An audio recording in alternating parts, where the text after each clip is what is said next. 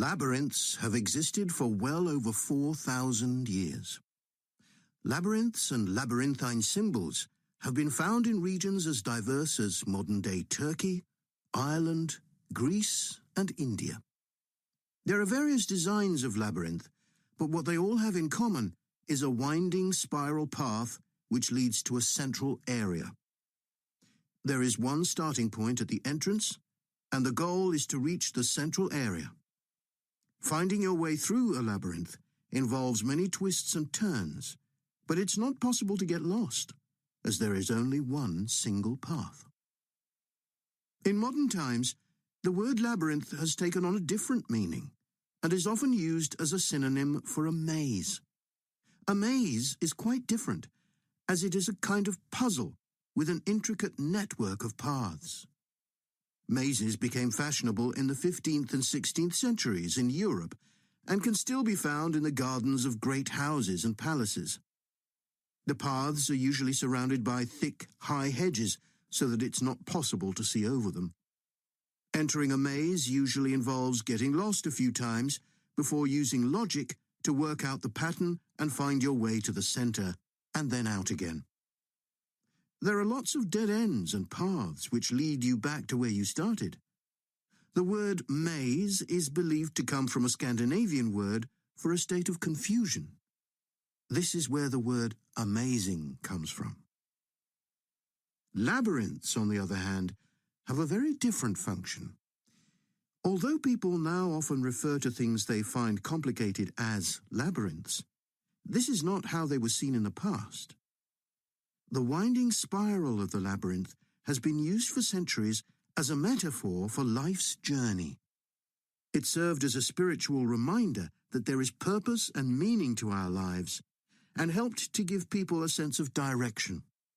Labyrinths are thought to encourage a feeling of calm and have been used as a meditation and prayer tool in many cultures over many centuries. The earliest examples of the labyrinth spiral pattern have been found carved into stone, from Sardinia to Scandinavia, from Arizona to India to Africa. In Europe, these spiral carvings date from the late Bronze Age. The Native American Pima tribe wove baskets with a circular labyrinth design that depicted their own cosmology.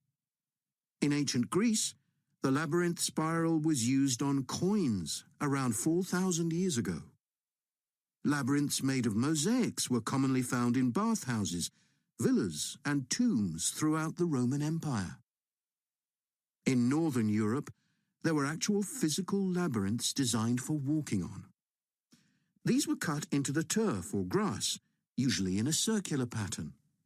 The origin of these walking labyrinths remains unclear, but they were probably used for fertility rites, which may date back thousands of years.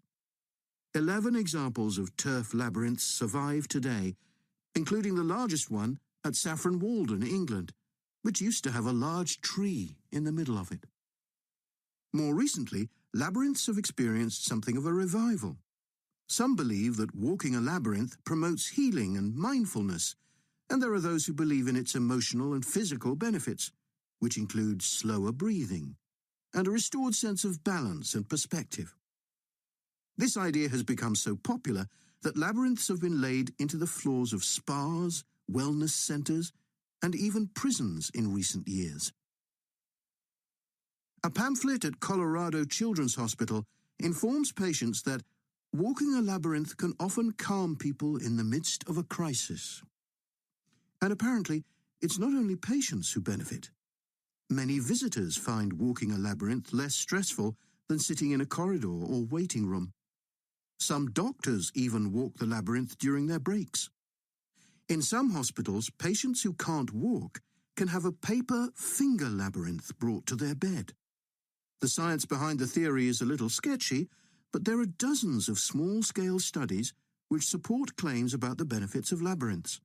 For example, one study found that walking a labyrinth provided short-term calming, relaxation, and relief from anxiety for Alzheimer's patients.